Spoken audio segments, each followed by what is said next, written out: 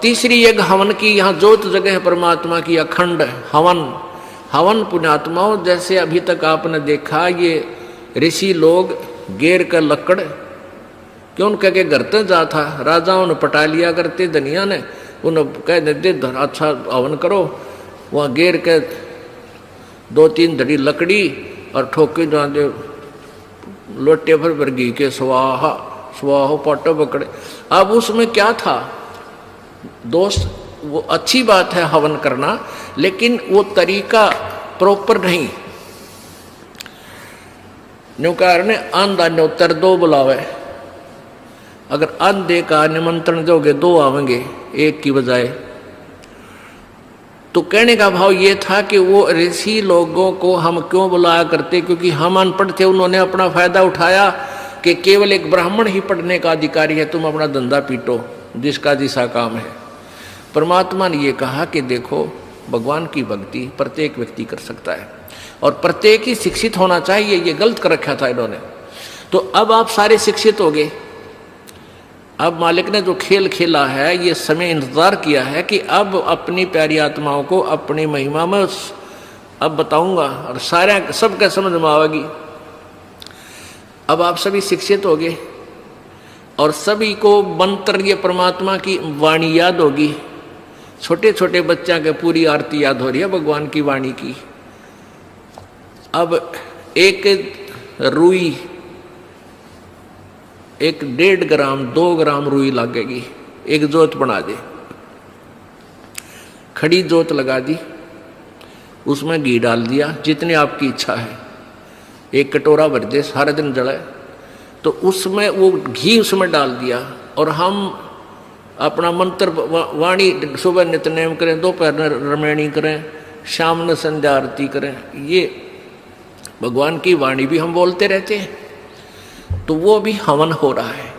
उस लकड़ियों वाले हवन की तुलना में ये हवन श्रेष्ठ है, क्योंकि इसमें आप एक 100 ग्राम रुई में 1 क्विंटल घी हवन कर सकते हो। उसमें घी, उसकी जोत ने जलन नहीं दे, उसमें डालने जावे घी, 100 ग्राम जोत में 1 क्विंटल घी हवन कर सकते हो आप।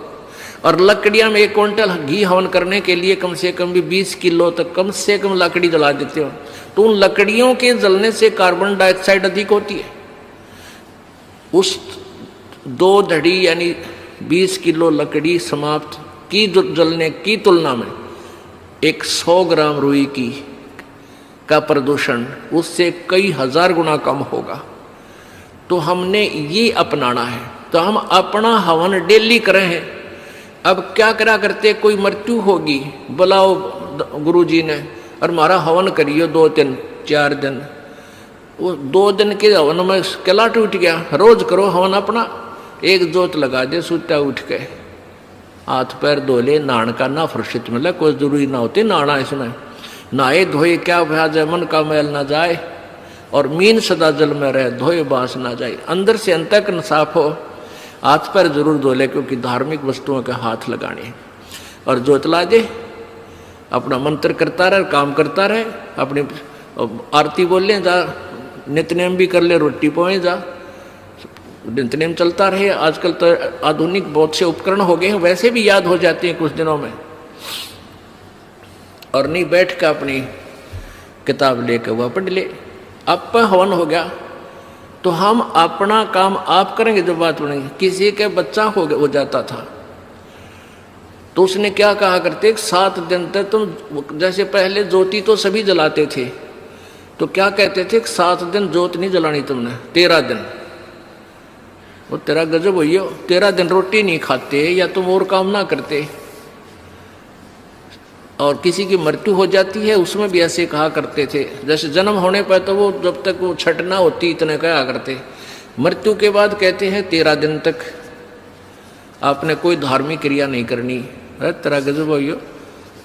परमात्मा रोटी रोज खा रहे हो, किसी दिन भी ना छूटती, ठीक है।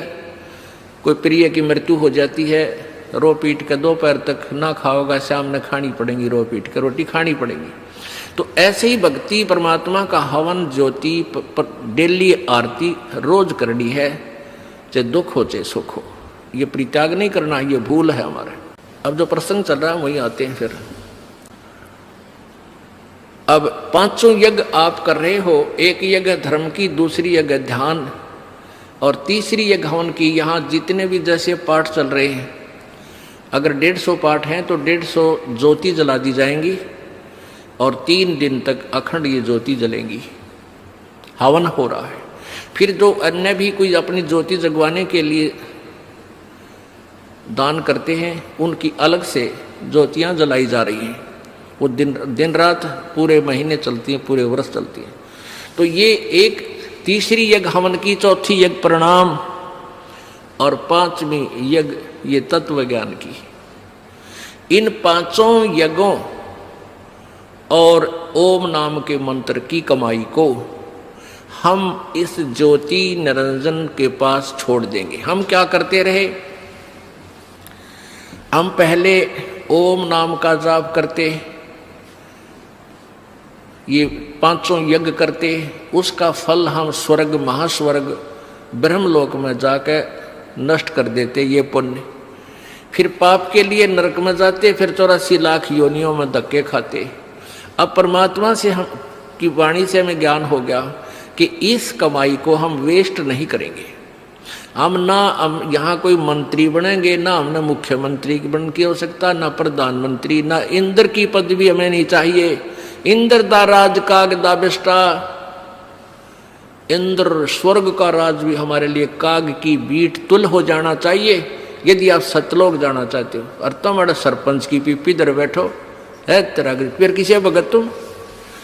हमने नहीं यहाँ का कोई भी सुख चाहिए। यदि तुमने सतलोक जाना, यही धक्के खाने हैं तो ठीक है, आप पुण्य कर रहे हो, इसके प्रतिफल में चाहे पूरी पृथ्वी के राजा भी बन सकते हो और फिर गधा राजा भी बन सकते हो। तुरंत ये पहले सोच लेना। राजा कहते हैं कबीर हरि के नाम बिना ये राजा रसब हो, बड़े गधे ने रसब बोले। हमने यहां से पीछा छुटवाना पुण्यात्माओं, इस बात को कति अपने पल्ला गांठ लगा लो, यानी दृढ़ निश्चय कर लो, दृढ़ संकल्प कर लो कि भगवान फिर बोर्ड के इस गंदे लोक में जन्म ना हो। हृदय में एक ऐसा हेट बने और वहां की इसी उमंग बने, सतलोक जाने की। जैसे बालक बच्चे ने कह दे कि तेरे मामा का ब्याह है, माँ कहती है भाई चल वहां चलेंगे, तो कई दिन पहले कूदन लग जाया करो बच्चे, मामा का जाऊंगा, मामा का जाऊंगा।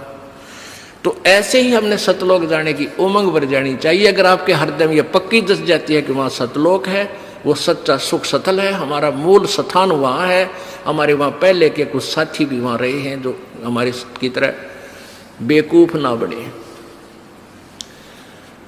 तो गरीबदास साहिब जी ने कहा है, वाह वाह अमरपुर जाऊंगा, वाह वाह अमरपुर जाऊंगा, सतलोक जाऊंगा, दीन दयाल भक्ति दे मोको, अनहद वाणी गाऊंगा, वाह वाह अमरपुर जाऊंगा, वाह वाह अमरपुर जाऊंगा।